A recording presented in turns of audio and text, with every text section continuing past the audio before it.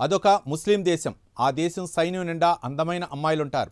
వాళ్ళను చూస్తే సినిమా హీరోయిన్లు కూడా పనికిరారు అనిపిస్తుంది. దీంతో తరచూ ఆ దేశం సైన్యంలోని అమ్మాయిల ఫోటోలు సోషల్ మీడియాలో వైరల్ అవుతుంటాయి. ముస్లిం దేశమైన అమ్మాయిలను ఎందుకు సైన్యంలోకి తీసుకుంటున్నారు?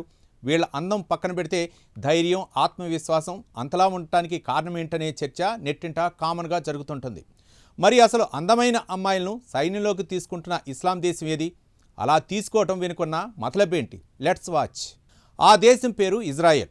ఈ దేశం సైన్యం గురించి సోషల్ మీడియాలో తరచూ చర్చ జరుగుతుంది. ముఖ్యంగా అక్కడ మహిళా సైనికుల ఫోటోలు వైరల్ అవుతుంటాయి.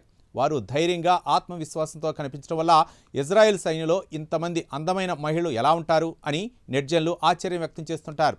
ఇది ఏదైనా ప్రత్యేక ఎంపిక ప్రక్రియ వలన, మోడలింగ్ లేదా సినిమాల కంటే ముందు సైన్యంలో తీసుకుంటారా అని నెటిజన్లు అనుమానాలు వ్యక్తం చేస్తుంటారు. అయితే వాస్తవానికైతే ఇది అసలు గ్లామర్కు సంబంధించిన విషయం కాదు. ఇది ఇజ్రాయెల్ దేశంలో చట్టం, భద్రతా పరిస్థితులు, జాతీయ బాధ్యతతో కూడుకుంది. ఈ దేశంలో సైనికులుగా మారడం ఉద్యోగం కాదు, ఇది ప్రతి పౌరుడి ప్రథమ కర్తవ్యం. ప్రపంచంలో కొన్ని దేశాల్లో తప్పనిసరిగా ప్రతి పౌరుడికి సైనిక సేవ ఉంటుంది.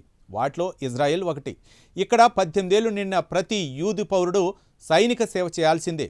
ఈ రూల్ మగ, ఆడ అన్న తేడా లేకుండా అందరూ ఫాలో కావాల్సిందే. అందుకే అందం, కెరియర్, ఆశలు లేదా వ్యక్తిగత ఎంపికల ఆధారంగా సైన్యంలో చేరటం జరగదు.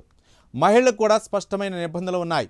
పురుషులు సాధారణంగా 2.5 నుంచి 3 సంవత్సరాల పాటు సేవ చేస్తే, మహిళలు ఆ దేశ సైనిక చట్టాల ప్రకారం సుమారు 2 సంవత్సరాల పాటు సైనిక సేవ చేయాల్సిందే. ఈ కాలంలో వారు పూర్తిగా సైనిక క్రమశిక్షణతో ఉంటారు. ఆరోగ్య సమస్యలు, మతపరమైన కారణాలు లేదా కుటుంబ పరిస్థితుల ఆధారంగా కొందరికి మినహాయింపులు ఉన్నప్పటికీ ఎక్కువ మంది యువతీ యువకులు ఈ సేవను తప్పనిసరిగా పూర్తి చేస్తారు. అయితే ఈ ప్రత్యేక సైనిక చట్టం వెనుక చాలా పెద్ద కారణమే ఉంది. వాస్తవానికి ఇదొక అన్సెక్యూరిటీగా ఉండే చాలా చిన్న దేశం. దీని చుట్టూ ఎప్పుడూ భద్రతా ముప్పులు ఉండటం వల్ల జాతీయ భద్రతకు అత్యంత ప్రాధాన్యం ఇస్తుంది. దేశాన్ని కాపాడుకోవాలంటే ప్రతి పౌరుడి సహకారం అవసరమనే ఆలోచనతోనే ఈ సైనిక సేవ కాన్సెప్ట్ పుట్టుకొచ్చింది. ఈ నేపథ్యంలోనే మహిళలను కూడా సైన్యంలో భాగస్వాములుగా చేసుకుంది. నిజానికి ఇజ్రాయెల్ ఏర్పడినప్పటి నుంచే మహిళలు ఐడిఎఫ్లో సేవలందిస్తున్నారు. అయితే ఇది కొత్త ఆలోచన కాదు. చిన్న వయసు నుంచే బాలికలకు శారీరకంగా, మానసికంగా బలంగా మారేలా శిక్షణ ఇవ్వబడుతుంది. సైన్యంలో చేరిన తర్వాత వారు కఠినమైన వాతావరణంలో పనిచేయటం నేర్చుకుంటారు.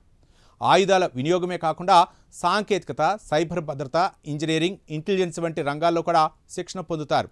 మల్టీ టాలెంట్గా ప్రతికూల పరిస్థితులను కూడా ఎదుర్కోవాలనేలా వారిని ట్రైనింగ్ తయారు చేస్తుంది. దీంతో యవ్వనంలోనే ఆ దేశ అమ్మాయిలు సైన్యంలో భాగమవుతూ దేశభక్తిని చాటుకుంటున్నారు.